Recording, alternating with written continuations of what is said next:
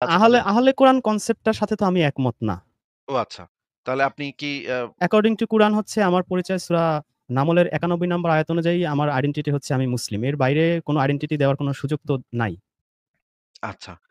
কিন্তু তারপরেও আমরা যদি এমন একটা আলোচনা অনুষ্ঠান করতে পারি যে আপনাদের পক্ষ থেকে একজন প্রতিনিধি আসলেন, আ হিন্দুদের পক্ষ থেকে একজন প্রতিনিধি আসলেন, যারা আহলে হাদিস তাদের না, পক্ষ থেকে একজন হিন্দুদের প্রতিনিধি। হিন্দুদের এখানে ভাইয়া আমি বলতে চাই সেটা হচ্ছে যে, আল্লাহ যখনই কিতাব পাঠায় তখনই যেই নবী বা যেই রাসূল বা যেই মহামানবের কাছে কিতাবটা পাঠানো হয় তাদের তিরোধানের পরেই এই মোল্লাদের ফাজলামি শুরু হয়। যেমন আপনি তো জানেন নিশ্চয়ই খুব ভালো করে যে তাওরাত যখন মুসা নবীর কাছে এসেছে, মুসা নবী মরার পরে কিন্তু এই তালমুদ, তানাক, মিশনা, মিদরাস এগুলো বানাইছে। খ্রিস্টানদেরও একই অবস্থা, মুসলিমদেরও আল্লাহ রাসূলের মৃত্যুর ২০০-৩০০ বছর পরে এই বুখারী, তিরমিজি এগুলো বানিয়ে কুরআন বিরোধী সব আজগুবি শরীফ এগুলো বানিয়ে ইসলামটাকে ধ্বংস করছে। হিন্দুদেরও একই। বেদের পরে এরা এই রামায়ণ, মহাভারত, গীতা-টিতা যা বানাইছে, আপনি তো জানেন এটা নিশ্চয়ই যে বেদে আছে একমা বিদাত্তাম, ঈশ্বর একজন, নাতাস্তি প্রতিমাস্তি। কিন্তু এগুলো ওরা এই মুসলিমদের মতই হাদিসের কিতাবের নামে মানে ওই স্টাইলে আমি জাস্ট বোঝানোর জন্য বলছি। ওগুলো বানিয়ে কিন্তু এই ধর্মটাকে ধ্বংস করছে। তো এই কিন্তু এই আল্লাহ ইহুদি, আল্লাহ কিছু করতে খ্রিস্টান পারতেছেন এবং নাকি? আল্লাহ অসহায়। হিন্দুদের মধ্যে আমি এই একটা জিনিস তো কমন দেখলাম যে এরা যখনই মহামানবরা চলে যায় তখনই এই কিতাবটাকে যে কিতাবটা পাঠানো হয় এটাকে ম্যানিপুলেট তো করতে পারে না। এটার এগেইনস্টে আরকি এই হাদিস বলেন, তানাক, মিশনা, মিদরাজ এগুলো বানিয়ে এই রামায়ণ, মহাভারত বানিয়ে এই মূল কিতাবের শিক্ষাটাকে এরা ধ্বংস করে এই রিচুয়াল ভিত্তিক একটা ধর্ম, এই যে দাড়ি, টুপি, পৈতা, জুব্বা এগুলো দিয়ে এক ধর্মের একটা রূপ দেয়।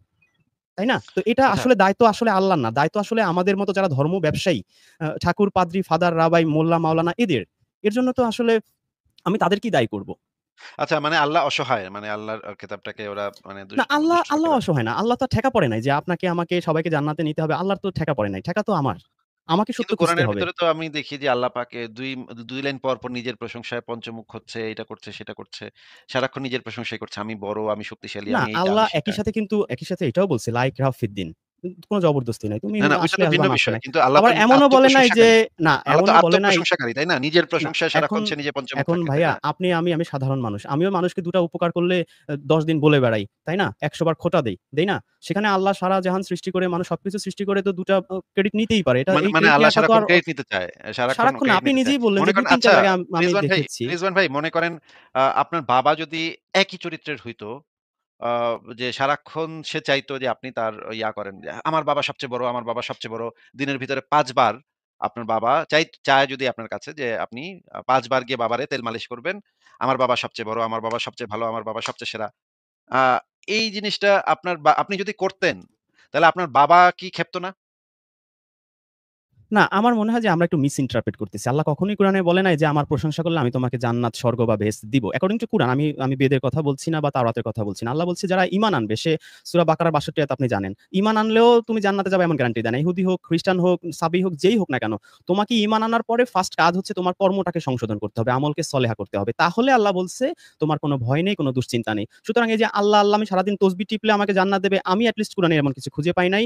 তাছাড়া ঈমান আনলেই, মুসলিম হইলেই ওই যে মোল্লারা বলে যে লা ইলাহা ইল্লাল্লাহ যে একবার বলেছে তার জন্য জান্নাত কনফার্ম। আমি এরকম কিছু কুরআনে খুঁজে পাইনি। এটা মোল্লাদের বানানো। কুরআনে আছে যে তোমার ঈমান আনার পরে ফার্স্ট কাজ হচ্ছে তোমার কর্মকে সংশোধন করবা। খারাপ কাজ, মানুষের উপর জুলুম, সুদ, ঘুষ যত হাবি-জাবি মানুষের উপর অন্যায় অত্যাচার আছে এটাকে সংশোধন করে ভালো মানুষের মতো মানুষ হও।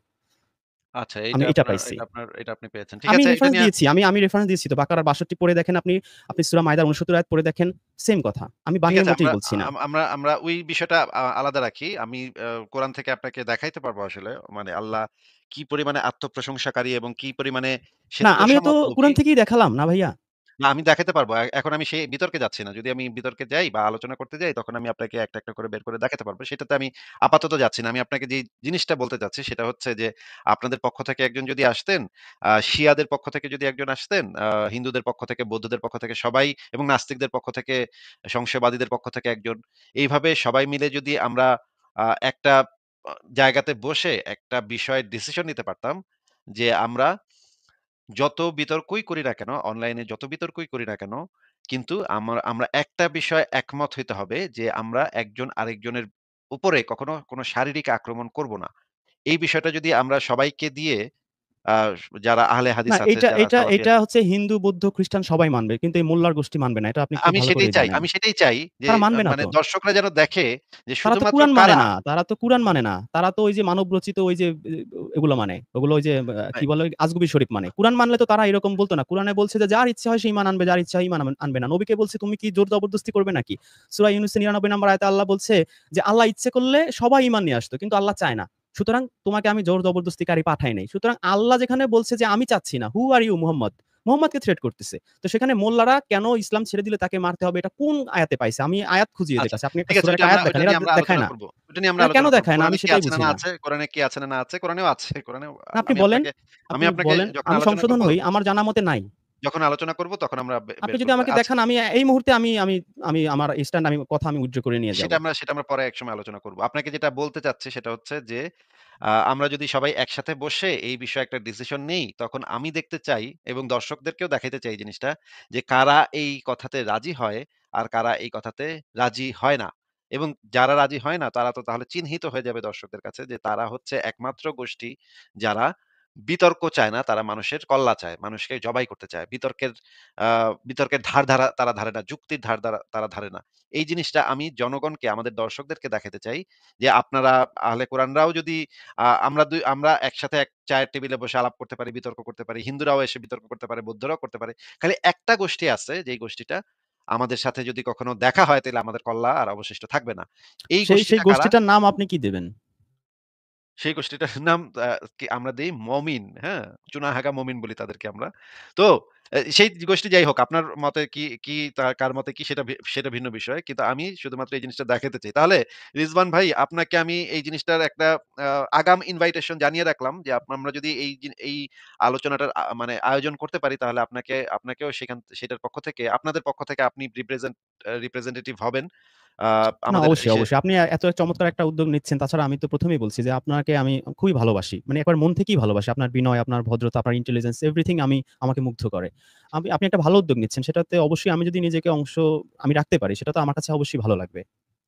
ঠিক আছে। আর যদি আপনি আ বা মানে আপনাদের যে স্ট্যান্ড পয়েন্ট সেটা নিয়ে আলোচনা করতে চান কখনো, তাহলে একটা স্পেসিফিক বিষয় নির্ধারণ করেন যে কোন বিষয়টা নিয়ে আপনি আলোচনা করতে চান।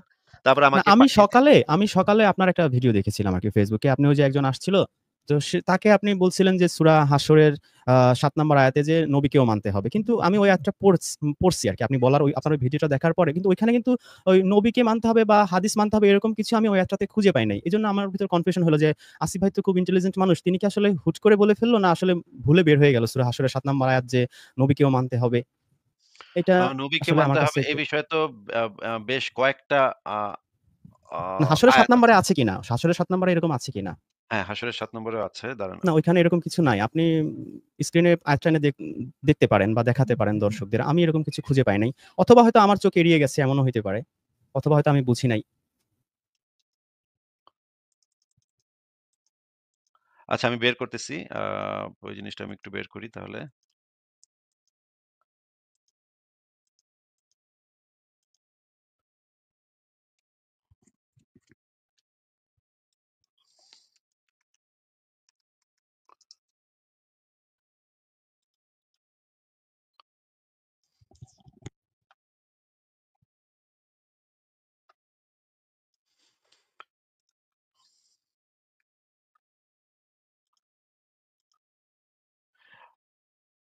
এখানে যে জিনিসটা বলা হচ্ছে সেটা হচ্ছে ১ম এ আছে আ ৩৩ নম্বর সূরার ৩৬ নম্বর আয়াতে যেটা বলা আছে, আল্লাহ ও না, তার আমি রাসূলগণ বলছি সূরা হাশরের ৭ নম্বর আয়াতের কথা। আচ্ছা সূরা হাশরের ৭ নম্বর। এইটা কি সূরা হাশরের ৭ নম্বর আয়াত? জি, জি, জি। রাসূল তোমাদেরকে যা দেয় তা গ্রহণ করো এবং যা থেকে নিষেধ করে তা থেকে বিরত থাকো। বলেন তাহলে এই বিষয়ে কি বলতে চান? না, এখানে আয়াতটার খণ্ডিত একটা অংশ দেয়া। ফার্স্ট এর অংশগুলা নাই। যেই অংশটুকু প্রয়োজন সেই অংশটুকু দেয়া হয়েছে। আচ্ছা আমি তাহলে কোরআন.কম থেকে দেখাচ্ছি।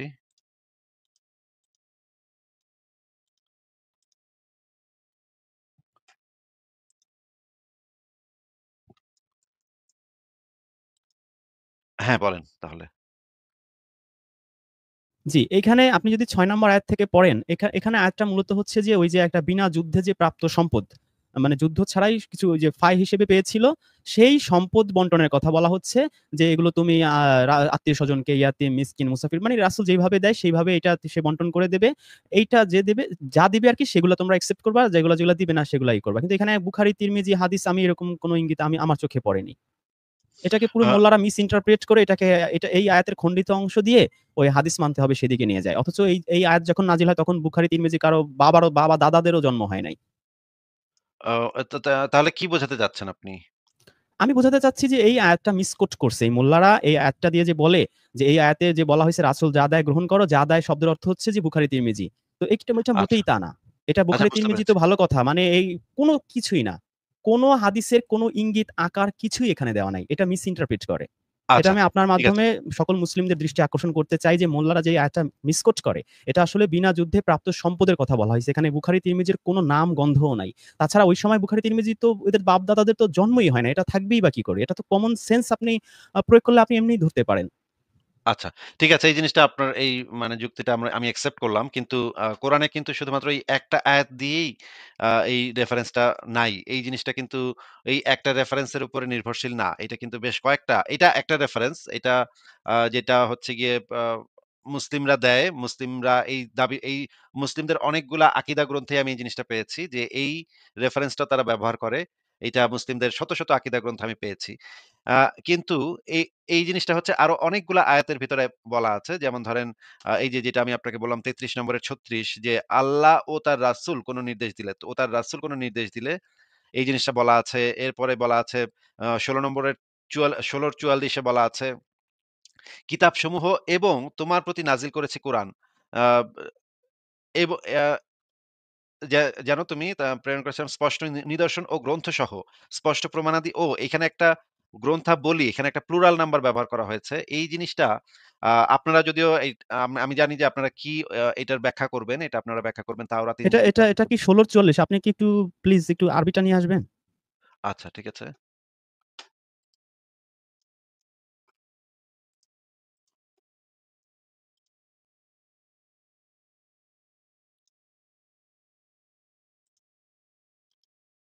এটা হচ্ছে হ্যাঁ, এটা বলেন।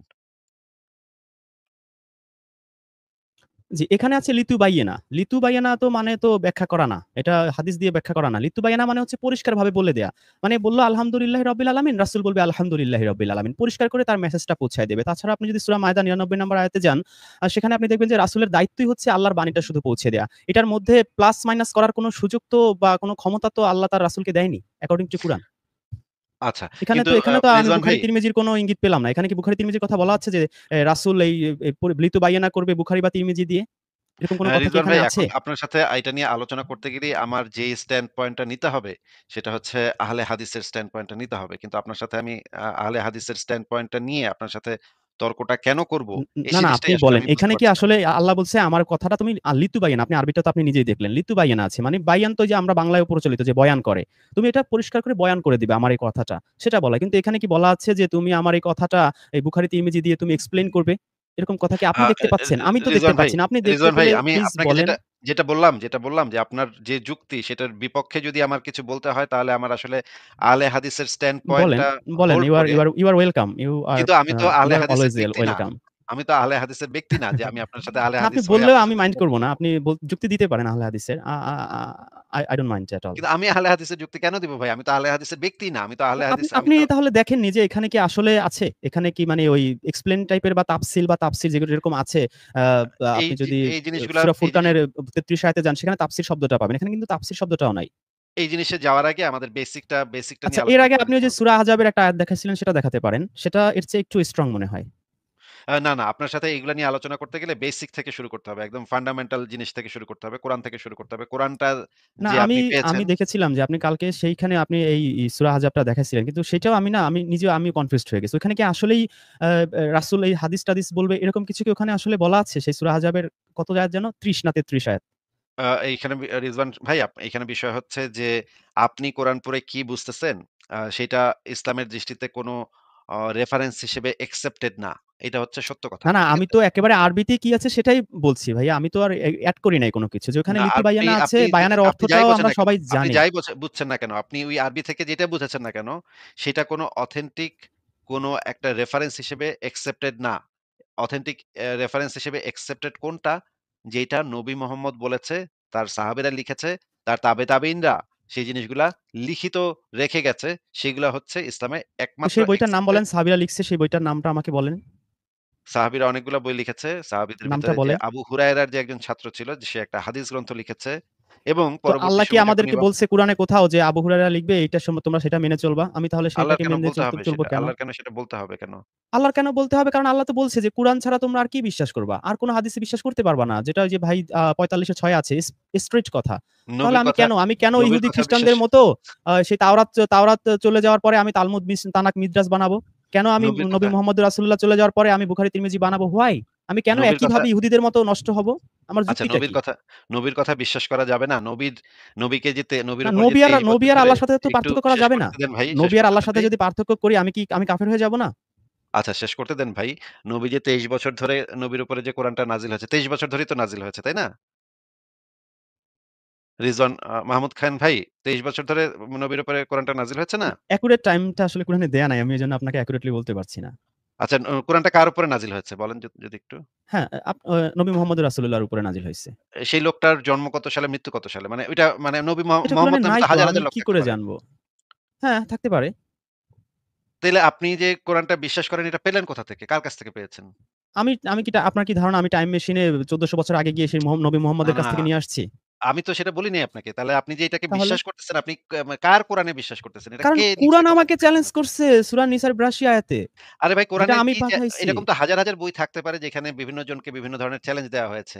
সেই আপনি না এখন আপনাকে একেবারে সেই জিজ্ঞেস ওই যে করেছি, সেই জিজ্ঞেস ট্রিপিক্যাল করেছি। মোল্লাদের মতো করে রিজওয়ান খা লজিক দিচ্ছেন। রিজওয়ান রিজওয়ান আমি মাহমুদ খান ভাই, আপনার কাছ থেকে আপনাকে আমি এটা অ্যাকসেপ্ট করি নাই। জিজ্ঞেস করেছি যে আমার প্রশ্নটা ভালো করে শোনেন। জিজ্ঞেস করেছি কোরআনটা আপনি পেলেন কার থেকে? কোথা থেকে? কে এই বইটাকে লিখেছে? কে কম্পাইল করেছে? কোন প্রকাশনীতে ১ম এই জিনিসটা পাওয়া গেল? এই জিনিসগুলো একটু বলেন। আমি যেটা ১ম পেয়েছি সম্ভবত সেটা মদিনা পাবলিকেশনস এর থেকে পেয়েছি আরকি।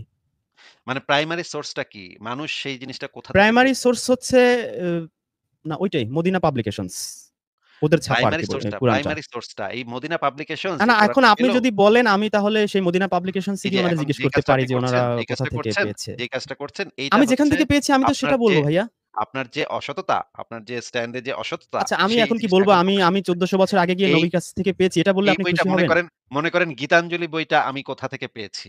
আমাকে যদি কেউ জিজ্ঞেস করে আমি তো খুব পরিষ্কারভাবে বলতে পারব যে গীতাঞ্জলি বইটা লিখেছেন রবীন্দ্রনাথ ঠাকুর।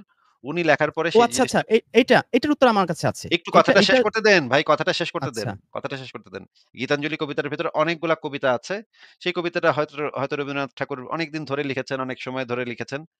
অনেকদিন ধরে লেখার পরে তিনি কয়েকটা কবিতা একত্রিত করার পরে সেটাকে পাবলিকেশনস এ পাঠিয়েছেন একটা ছাপাখানায়। তখন ছাপাখানার যে ছাপার যে লোকজন তারা সেই জিনিসটাকে একত্রিত করে বানান-টানান সব দেখেছে ঠিকঠাক আছে কিনা, লাইন-টাইন সব ঠিক আছে কিনা। তারপরে আবার রবীন্দ্রনাথ ঠাকুরের কাছে প্রুফ রিড করতে পাঠিয়েছে। যেটা আরকি নরমাল বই ছাপার ক্ষেত্রে হয়। সেভাবে প্রুফ রিড করতে পাঠিয়েছে। রবীন্দ্রনাথ প্রুফ রিড করে বলেছে, "হ্যাঁ, এটা ঠিক আছে।" ফেরত দিয়েছে। তখন ওইখান থেকে ১ম গীতাঞ্জলি বইটা বের হলো। পুস্তক আকারে ১ম গীতাঞ্জলি বইটা বের হলো। সেই বইটার একটা কপি আমি এখন গীতাঞ্জলি যখন আমি কিনতে যাই তখন হয়তো অন্য আরেকটা প্রকাশনী থেকে আমি কিনি। কিন্তু সেই প্রকাশনীটা প্রাইমারি সোর্সটা হচ্ছে সেই যে রবীন্দ্রনাথ ঠাকুর যেই প্রকাশনীতে যেই বইটা পাঠিয়েছিলেন, যে পান্ডুলিপিটা পাঠিয়েছিলেন সেইটা ছিল প্রাইমারি সোর্স। গীতাঞ্জলি বইটার প্রাইমারি সোর্স। আমাদের সাথে ফারাজ ভাই চলে এসছে। দেখেন ফারাজ ভাই কি অবস্থা ভাই কেমন আছেন ফারাজ ভাই? আলহামদুলিল্লাহ আছি ভাই, কেমন আছেন আপনি?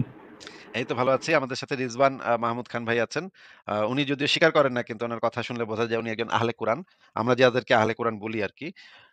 তো ফারাজ ভাই আমি যে প্রশ্নটা করছি যে এই কোরআনের প্রাইমারি সোর্সটা আপনি কোথা থেকে পেয়েছেন কোরআনটা সেটা উনি বলতে চাচ্ছেন না। উনি কেন যেন এই প্রশ্নটা এড়িয়ে যাওয়ার জন্য নানা ধরনের ডিসঅনেস্ট অ্যান্সার দিচ্ছে বলে আমার মনে হচ্ছে। ফারাজ ভাই আপনার কাছেও কি সেটা মনে হচ্ছে? ফারাজ ভাই আপনি মিউট করে রাখছেন। সরি আসিফ ভাই, আমি ব্যাকে ছিলাম তো, বাট আমি শুনতে পারিনি। আমি একটা ফোন কল ছিল, সো আমি আপনার কথাগুলো শুনতে পারিনি আরকি। আমি আচ্ছা যদি ঠিক আছে আবার কথা অসুবিধা বলি নেই। তাহলে হয়তো বুঝতে পারবো। তাহলে রিজওয়ান মাহমুদ খান ভাই আপনি কি বুঝতে পেরেছেন যে আমি কি জিজ্ঞেস করছি আপনাকে? যে এই মানে আমি আসলে কোরআনটার আপনি প্রাইমারি সোর্সটা কি? যেইভাবে উত্তর দিলে আপনি খুশি হবেন আমি ২ টো উত্তর দিই। আপনি যেটা আপনার কাছে ভালো লাগে আপনি অ্যাকসেপ্ট করতে পারেন। আ আমি এই কোরআনটা ১৪০০ বছর আগে টাইম মেশিনে গিয়ে নবী মুহাম্মদের কাছ থেকে নিয়ে আসছি অথবা তার সাহাবীদের কাছ থেকে নিয়ে আসছি। এটা হচ্ছে উত্তর ক। আর উত্তর খ হচ্ছে আমি আমার বাড়ির কাছে যে লাইব্রেরি সেখানে মদিনা পাবলিকেশনস এ ছাপানো একটা কোরআন সেটা আমি নিয়ে আসছি। আপনার যেটা পছন্দ হয় আপনি নিতে পারেন। প্রথম উত্তরটা কি রিয়ালিটির সাথে ম্যাচ করে ভাইয়া? আমি যেটা আমাকে বলছে কোরআনটা কিভাবে পেয়েছেন? আমি honest অ্যান্সার দিছি। তারপরও আসিফ ভাই আমাকে বলল আমি প্রথম dishonesty উত্তরটা দেখাচ্ছি। I am প্রথম really উত্তরটা shocked. অনেস্ট, প্রথম উত্তরটা I am অনেস্ট really উত্তর। shocked. তাহলে প্রথম উত্তরটা কি আপনারা আমাকে অনেস্ট উত্তর? বলেন আমি কিভাবে অ্যান্সার দিব আমি সেভাবে দিচ্ছি যেভাবে আপনারা শকড না হন। প্রথম কারণ উত্তরটা কি আসিফ ভাই আমার প্রথম খুব পছন্দের উত্তরটা কি মানুষ। প্রথম উত্তরটা কি অনেস্ট উত্তর ভাইয়া? আমার মনে হচ্ছে যে সেরকম একটা উত্তর আমি কিছুদিন আগে ওই আলামিন আছে না বিলিভার্স বাংলা তার সাথে ডিবেট প্রথম করছি। সেও উত্তরটা কি আমাকে এটা আমি নিয়ে ৪ ভাইয়া আমার ঘন্টা সাথে কি আমাকে মানে নকল পাগল বানায় ফেলছে। রিজওয়ান ভাইয়া, আমি যেন এটা হ্যালো বলি। ভাইয়া, আসসালামু আলাইকুম ভাইয়া, ভালো আছেন? ভালো আছেন ভাইয়া? কি জিজ্ঞেস করতেছি, কি বলতেছেন? আমি আপনাকে জিজ্ঞেস করছি কি বলেন তো রিজওয়ান ভাইয়া? বলেন আপনি আবার জিজ্ঞাসা করছি বলেন। কি? তাহলে আপনি আবার কিসের উত্তর বলেন। দিতেছেন? মানে কিসের রেসপন্স দিতেছেন? আপনি আবার রেসপন্সটা বলেন। কিসের দিতেছেন? আপনি যদি জিজ্ঞেস করেন আপনি কি কোশ্চেন করছেন রিপিট করেন। তাহলে কি রেসপন্স দিতেছিলেন? কি বুঝে রেসপন্স করতেছিলেন? আমি এটা রেসপন্স করতেছি যে আমার উত্তরটা আপনাদের পছন্দ হয়নি। না হলে নাই। এটা জাস্ট ইগনোর ইট। আপনি সেকেন্ড কোয়েশ্চেন এ যান। আমার সব কোয়েশ্চেন আপনি যদি আমার উত্তর আপনার পছন্দ হতে প্রশ্নটাই না হবে বুঝেন, এমন তো না। রেজওয়ান ভাইয়া আপনি যদি আমার প্রশ্নটাই না বুঝেন তাহলে আমার কি রেসপন্স দিতেছেন? প্রশ্নের উত্তরের কি রেসপন্সটা দিতেছেন? আচ্ছা আপনি ভাই পাস। আপনি আপনাদের সাথে সেকেন্ড কথা কোয়েশ্চেন এ যান। বলাটা এত সমস্যা। আরে আপনি সেকেন্ড প্রশ্ন যে বুঝবেন এটা গ্যারান্টি কি? প্রথমটাই তো আপনি মানে না বুঝে ব্যাটার করতেছেন এবং আপনি মানে সামান্যতম আপনার মধ্যে ইয়া নাই, আপনার মধ্যে মানে একটু আসিফ ভাই আপনি খারাপ বোধ যদি নাই, কথা খারাপ বলেন তাহলে ফিল বোধ বলেন। নাই। আপনি নাহলে ভাই আমি আমরা তো চলে যাই দুজনেই ভাইয়া। কথা বলছি। আপনি দুজনেই তো না কথা উনি তো বলছি। আপনি একটা পার্সোনাল একটা অ্যাটাক শুরু করছে। উনি তো আপা মানে আপনার মতো সেইভাবে সেই ভদ্রতা আচ্ছা, বিনয় আমি উনার আ মধ্যে দেখছি না আ ভাইয়া। ফারাজ ভাই ১ সেকেন্ড। ফারাজ ভাই আমি আপনাকে প্রশ্নটা করি দেখি আপনি বোঝেন কিনা ফারাজ ভাই। উনি যদি বুঝতে না পারেন তাহলে আপনি অন্তত বুঝতে পারবেন। ফারাজ ভাই আমি আপনাকে স্ক্রিনে একটা বই দেখাচ্ছি। ফারাজ ভাই আপনি একটু বইটা দেখেন তো এই বইটা আপনি চেনেন কিনা? আ আ নিশ্চয়ই আপনি চিনবেন। এই বইটা অত্যন্ত বিখ্যাত একটা বই। সারা পৃথিবীতে সবচাইতে বিখ্যাত যে বইগুলা তার ভিতরে একটা। এটা হচ্ছে আ স্যার আইজ্যাক নিউটনের 'ফিলোসফি ন্যাচারালিস প্রিন্সিপিয়া ম্যাথমেটিকা' এই বইটা। এটা সারা পৃথিবীতে মানে একটা যুগান্ত সৃষ্টিকারী, আলোড়ন সৃষ্টিকারী একটা বই এবং ব অনেক সময় বলা হয় যে বাইবেলের পরে সবচাইতে গুরু মানে সবচাইতে বই আরকি। সবচাইতে আ আলোড়ন সৃষ্টিকারী বই। এই ম্যাথমেটিকা প্রিন্সিপিয়া। এই বইটা তো আপনি চেনেন ফারাজ ভাই নাকি? নাম শুনছি আসিফ ভাই। তো এই বইটা যদি আমরা রুটটা খুঁজতে যাই যে এই বইটা কোথা থেকে আমরা পাইলাম। আমিও এই বইটা এখন লাইব্রেরিতে গেলে একটা কপি পাবো। কিন্তু সেটা কিন্তু মানে প্রাইমারি মানে সোর্স না। এই বইটা হচ্ছে যে বইটার ছবিটা এখানে আছে লন্ডনী এই যে এই প্রকাশনীটা দেয়া আছে এখানে। এটা first addition. Title page of Principia first addition ১৬৮৭ সালে এটা প্রকাশিত হয়েছিল। এরপর থেকে এই বইটার কপিগুলা আমরা সারা পৃথিবীতে ডিস্ট্রিবিউট হয়েছে এবং এখন বাংলাদেশ থেকে হয়তো এই বইটা বের করা হয় ইংরেজিতে। বাংলাতেও থাকতে পারে। কিন্তু এই ফার্স্ট এডিশন ছিল এইটা। যেটা হচ্ছে গিয়ে কোথা থেকে আ পাবলিশ হয়েছে আমি একটু দেখে নিই। আমি জানি না আসলে কোথা থেকে পাবলিশ হয়েছে। আ আচ্ছা আসিফ ভাই আমি বুঝতে পারছি। আপনি এইভাবে এডিশন দিয়ে আপনি মোহাম্মদের কাছ থেকে সেই পর্যন্ত যাবেন। তাতে তো আপনি হাদিস খাওয়াতে পারবেন না আমাকে। ভাই আমি তো আমি আপনাকে সেটা মেনে নিব যে আমি তো আপনাকে হ্যাঁ, সেটা বলি ঠিক আছে নাই নবী রিজওয়ান ভাই। মোহাম্মদ এটা লিখছে বা সাহাবীরা লিখছে। আপনাকে তো তাতে সেটা আমি আমি তো বলি আমি তো নাই কুরআনই আপনাকে। আমি অ্যাকসেপ্ট করলাম। আপনাকে তো আমি আপনি তো বলি আমাকে নাই যে আপনাকে হাদিস খাইতে হবে। আপনাকে আমি জাস্ট জিজ্ঞেস করেছি যে আপনি যে তো আচ্ছা কোরআনটা পেয়েছেন এই ডিবেট আসিফ ভাই, এই ডিবেট বাল আপনি এই ডিবেট করেন কি জন্য? এই না ডিবেট এই বাল ডিবেট আসিফ ভাই আপনি করেন মানে ভাই এই জিনিসটা খুব বিরক্তিকর। এই বালের ডিবেট আপনি করেন কি জন্য? করি না ভাই আপনি করব না, করব না। এজ এ নাস্তিক আপনি ডিবেট করেন এক মোমেনের সাথে যে তার হাদিস মানা লাগবে কি লাগবে না।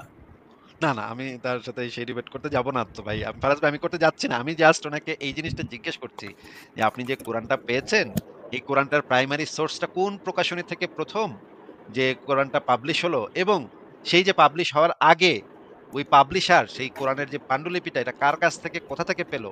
এইটা তো আমাদের জানা থাকতে হবে। নাহলে সেই বইটা একটা বইয়ের যদি মূল সোর্সই আমরা না জানি তাহলে সেটা নিয়ে আলোচনা করব কিভাবে ভাই? কে লিখছে? কিভাবে আসলো মানুষের কাছে? এই জিনিসটা না জানা থাকলে তো আমরা সেটা নিয়ে আলোচনাই করতে পারব না। সেটা তো একটা ফান্ডামেন্টাল জিনিস আলোচনার জন্য। নাকি ফারাজ ভাই?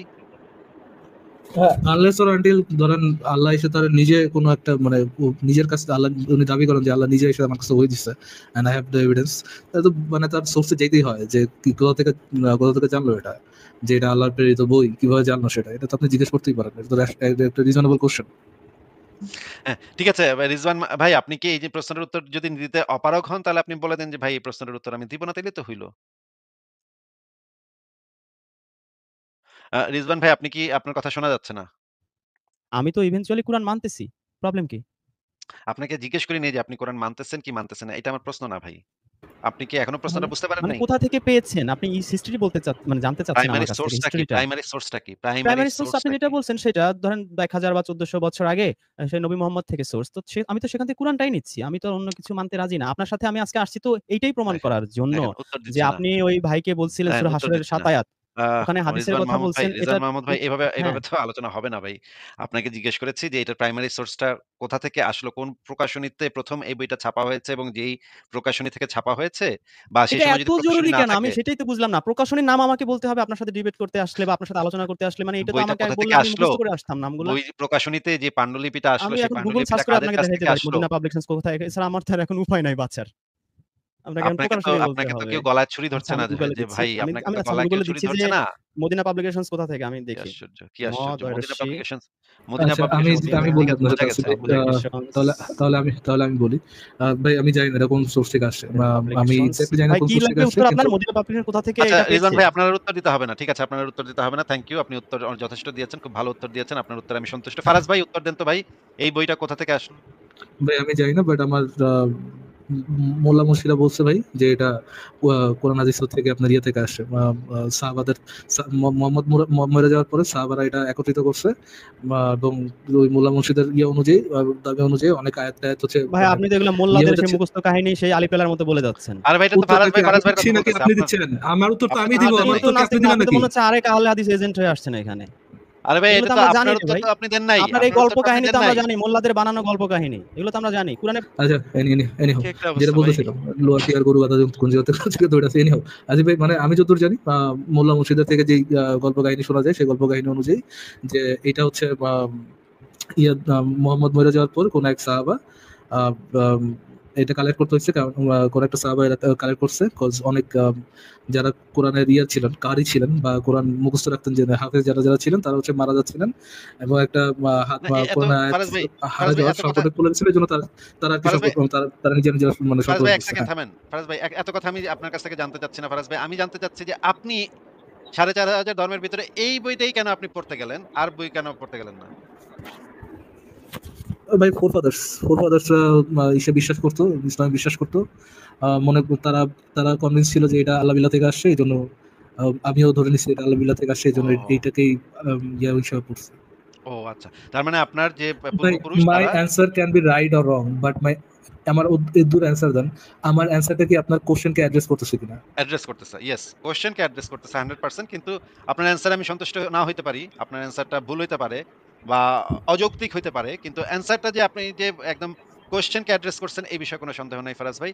তারপরে ফারাজ ভাই আমি আপনাকে যেটা জিজ্ঞেস করতে চাই যে আপনার যে পূর্বপুরুষ যে আপনাকে যে অন্ধবিশ্বাসটা আপনার ভেতরে ট্রান্সফার করছে, তারা কি আ প্রমাণ পেয়ে বিশ্বাস করছিল নাকি তারাও অন্ধবিশ্বাসী না ছিল? ভাই কি মনে হয়? আহ, আমার ফোর ফাদার্সরা এটাই বিশ্বাস করতো যে মোহাম্মদ নামের একজন নবী ছিলেন যিনি শিশুর সাথে যৌন শোষণ করেছিলেন শিশু দর্শন করেছিলেন ওই শিশু দর্শক নবী বলেছে মানে যদিও তারা এটাকে শিশু দর্শক মনে করতো না বাট এই শিশু দর্শনকারী নবী উনি যে প্রপোজালটা দিয়েছিলেন যে তাকে কোরআনটা আম, যে আল্লাহর কিতাব এটা হচ্ছে ইমানের অংশ এটা তাকে অন্ধভাবে বিশ্বাস করতে হবে সে আল্লাহর নবী এটাও ইমানের অংশ এটাও তাদেরকে অন্ধভাবে বিশ্বাস করতে হবে আল্লাহ বিল্লাহ বলে কেউ আছে এটাও ইমানের অংশ এটাও তাদেরকে অন্ধভাবে বিশ্বাস আচ্ছা, করতে বুঝতে হবে পেরেছি। এগুলো সবই ইমানের অংশ এবং তারা অন্ধভাবে বিশ্বাস করছে এবং এটাতে অবিশ্বাস করলে তারা মনে করতো যে এতে তাদের ইমান নষ্ট হয়ে যাবে এবং ইমান নষ্ট হয়ে যাওয়ার কারণে তারা যদি হঠাৎ করে মারা যায় তারা জাহান্নামে যায় আজীবন পড়তে পারে এই জন্য তারা এটাতে কোনো ধরনের ডাউট করতো না মোল্লা মুশিরা যেমন অন্ধবিশ্বাস করতো তারাও এটাতে একইভাবে অন্ধবিশ্বাস করতো আচ্ছা।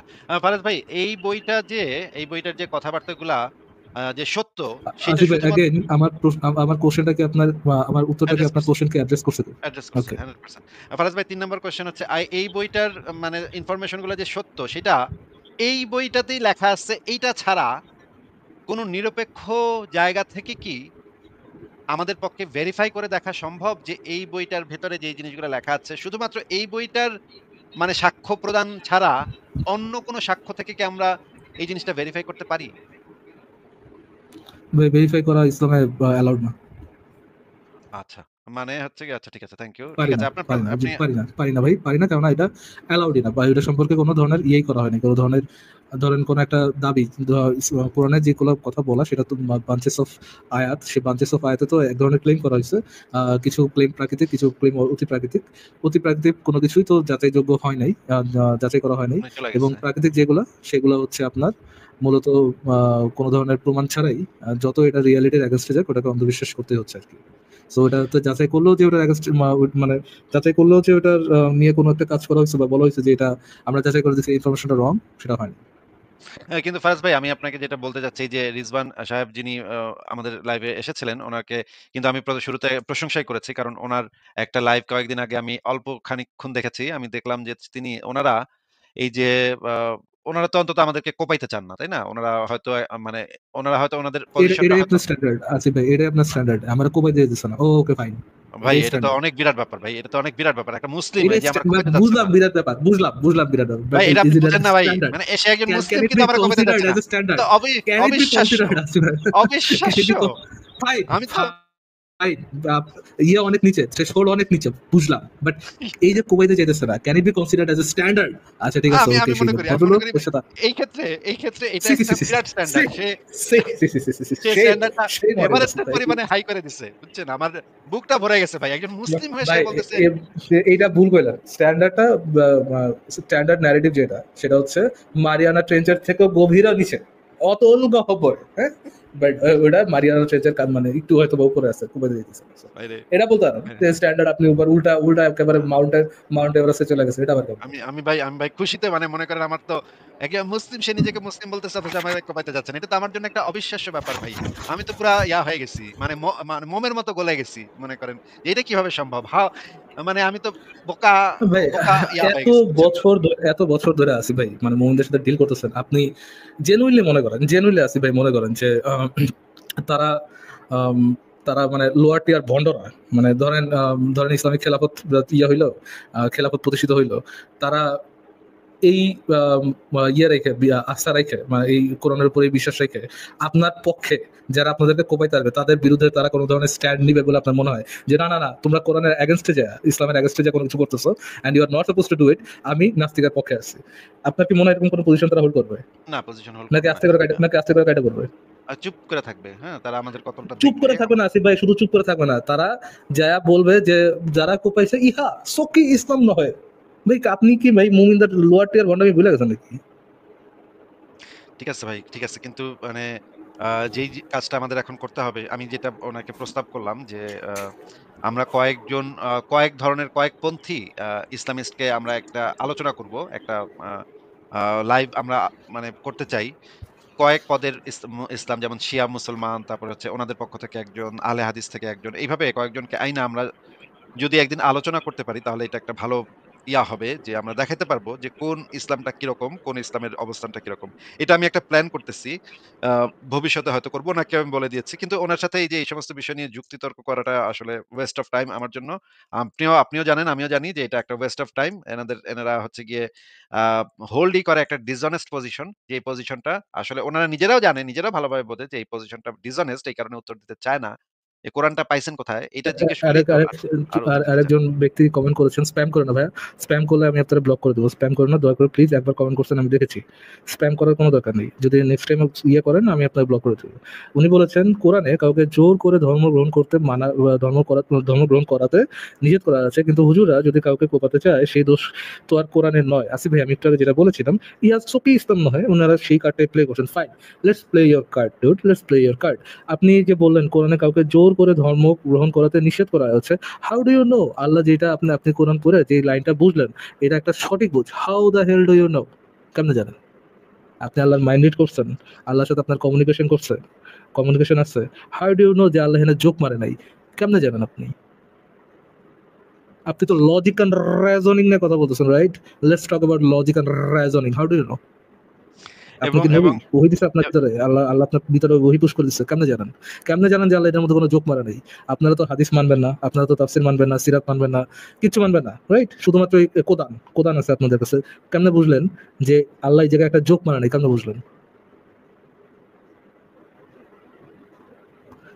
আচ্ছা, আবার আবার স্প্যাম করতেছেন দিলরুবা ভাইয়া নাম আপু, আই ডোন্ট নো।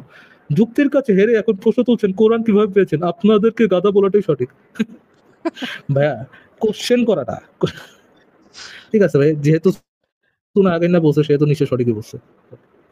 ঠিক আছে। ঠিক আছে ফারাজ ভাই, আমরা তাহলে পরের জনের কাছে চলে যাই। ওনার রেসপন্স হচ্ছে যুক্তির কাছে হেরে জিজ্ঞেস করতেছেন কোরআন কিভাবে পেয়েছেন, এটা হচ্ছে ওনার রেসপন্স। আর লোয়ার টিয়ার শোনা আগে একটা কোরআনের সোর্সটা আমাদেরকে বলতে হবে তো, এবং এটা কোথা থেকে পেয়েছেন। আপনি আপনার বাপ-দাদার যে অন্ধবিশ্বাস সেখান থেকেই তো পেয়েছেন, এবং সেই জিনিসটাই তো আমরা একটু আগে দেখাইলাম। ফারাজ ভাইকে আমি প্রশ্ন করে আমরা দেখাইলাম যে সেটা আসলে আ অন্য কোনো আ ইসের থেকে সেই জিনিসটাকে প্রমাণ করা যায় না। এবং একই সাথে যদি কোরআনের ভিতর থেকেও যদি আপনারা আলোচনা করতে চান, তাহলে আলোচনা করতে পারেন। কিন্তু আমরা আসলে খুব বেশি ইন্টারেস্টেড না। কারণ আপনাদের না সাথে ভাই, আলোচনা এখানে করেই একজন বা একজন লিখছে যে কোরআন নাজিল হয়েছে হযরত মুহাম্মদ নিজের উপর। আমার মনে হয় না নাজিল করছে, কোরআন বাজ করে তারপর পুরোটা বুঝা গেল। আর বললাম না, ডাইরেক্ট আল্লাহ যেমন যে আল্লাহ দা বাজায় না ব্লোয়ার, হ্যাঁ, ওই মরিয়মের বাজানাতে যে ফু দিছিল না, ওই যে হ্যাঁ। কোন জায়গায় ফু দিয়া কোরআন দিয়ে এবং আল্লাহ কোন এক পৃথিবী জায়গায় ফু এবং দিছে। মহাবিশ্বকে কিন্তু ভাঁজ করে নিজের হাতের উপরে রাখবেন। এটাও কিন্তু বলা আছে। মানে যে ভাঁজ করাটা ইসলামে খুবই মানে ভালো আছে, বা ভালোভাবে আছে। ঠিক আছে, তাইলে আমরা আলহামদুলিল্লাহ। ফারাজ ভাই, আমি আপনাকে একটা জিনিস আজকে দেখাইতে চাইছিলাম। ওই যে জিনিসটা আমি আমার Facebook এ পোস্ট করছি। ফারাজ ভাই মনে আছে যে আমরা একটা হাদিস দেখাইতাম যে মুহাম্মদ যে লুঙ্গি খুইলা গেল কাবা শরীফের ওইখানে মুহাম্মদ আব্বাস, যে তার চাচা আব্বাস বলল যে লুঙ্গিটা খুইলা কাঁধে রাখ। তারপর যে মুহাম্মদের লুঙ্গি খুইলা দিল, তারপরে খুলল মুহাম্মদ, তারপর যে সে অজ্ঞান হয়ে গেল। হাদিসটা মনে আছে ভাই?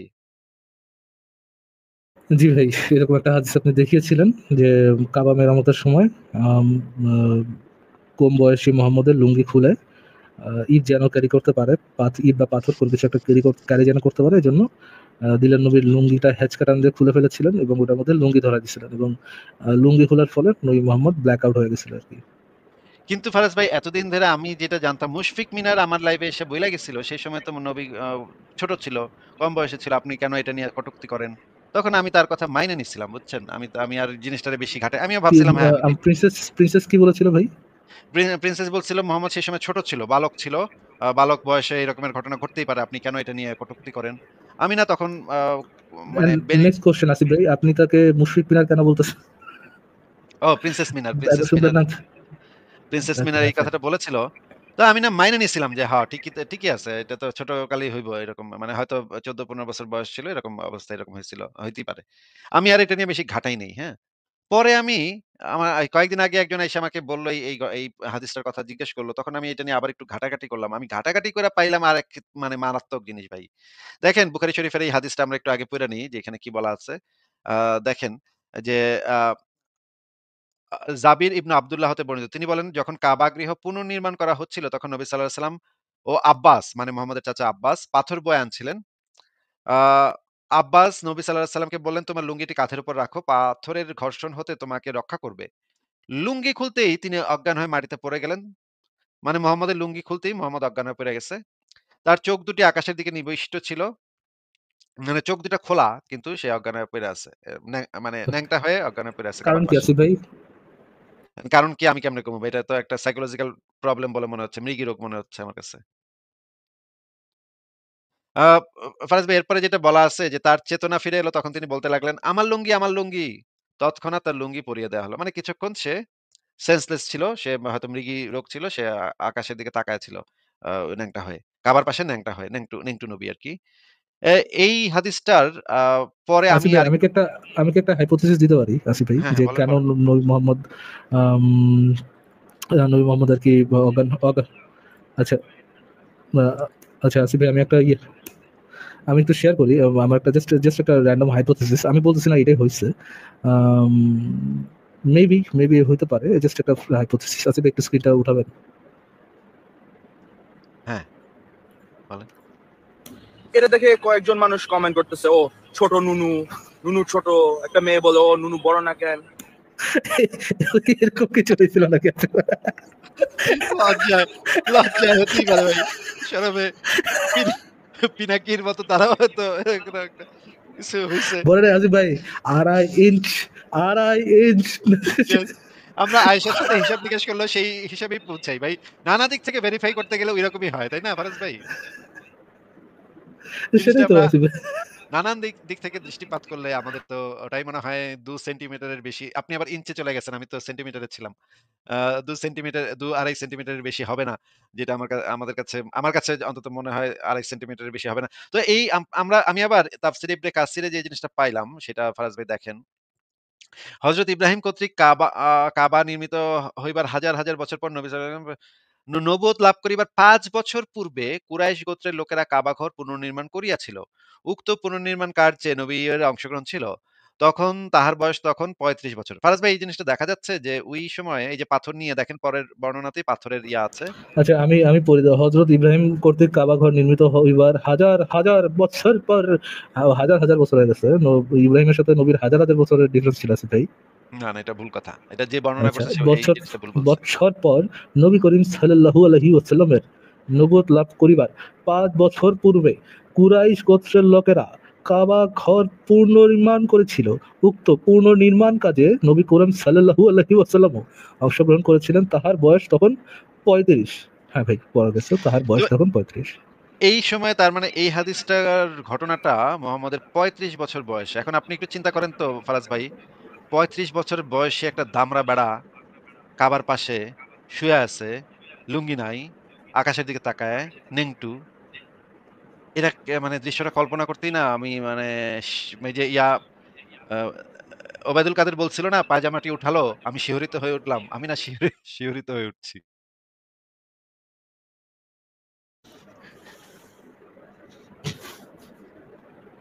কিন্তু ফারাজ ভাই সবচাইতে জরুরি প্রশ্ন হইলো যে তার মানে সে অজ্ঞান হয়ে গেল কেন? এই জিনিসটাই দেখাইতে চাইছিলাম ফারাজ ভাই। তাইলে আপনি কি আপনার কি ইসে কোনো সমস্যা চলতেছে ফারাজ ভাই? না তো, আমার এখানে কি আওয়াজে কোনো সমস্যা হচ্ছে আসিফ ভাই? পেছন থেকে মনে হচ্ছে আমার ইকো একটু শোনা যাচ্ছে। অল্প একটু কানে আসতেছে। ঠিক আছে আমরা তাহলে পরের জনের কাছে চলে যাই নাকি ফারাজ ভাই? শিওর আসিফ ভাই।